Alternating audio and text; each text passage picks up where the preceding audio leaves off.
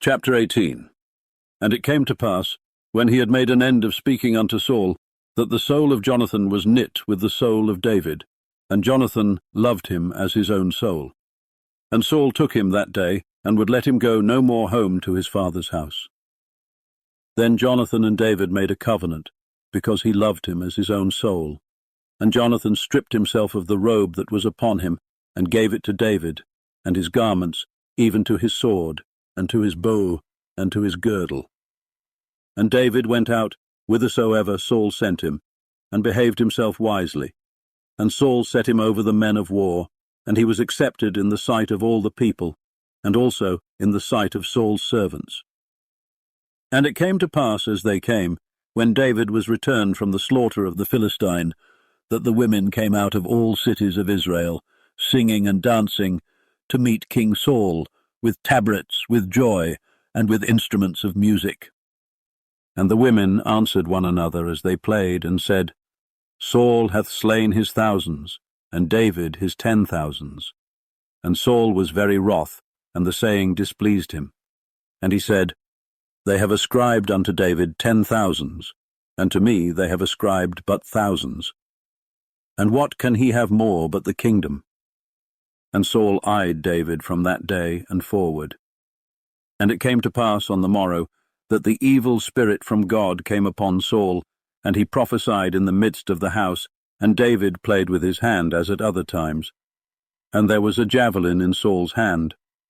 And Saul cast the javelin, for he said, I will smite David even to the wall with it. And David avoided out of his presence twice. And Saul was afraid of David, because the Lord was with him, and was departed from Saul. Therefore Saul removed him from him, and made him his captain over 1,000. And he went out and came in before the people. And David behaved himself wisely in all his ways, and the Lord was with him. Wherefore when Saul saw that he behaved himself very wisely, he was afraid of him. But all Israel and Judah loved David, because he went out and came in before them. And Saul said to David, Behold my elder daughter Merab. Her will I give thee to wife. Only be thou valiant for me, and fight the Lord's battles.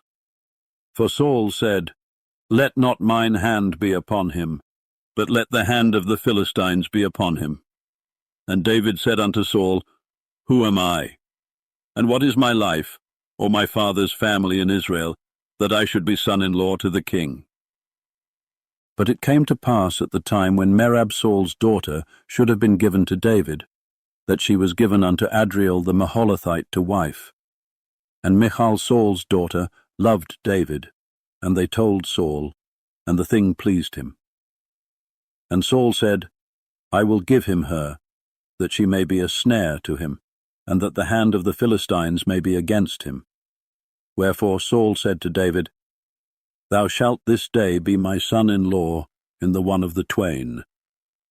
And Saul commanded his servants, saying, Commune with David secretly, and say, Behold, the king hath delight in thee, and all his servants love thee.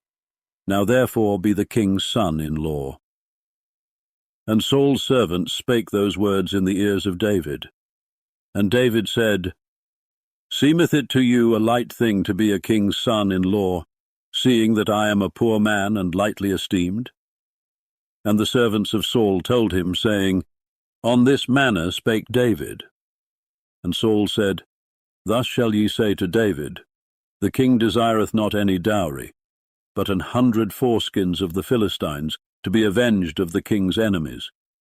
But Saul thought to make David fall by the hand of the Philistines. And when his servants told David these words, it pleased David well to be the king's son-in-law, and the days were not expired. Wherefore David arose and went, he and his men, and slew of the Philistines 200 men.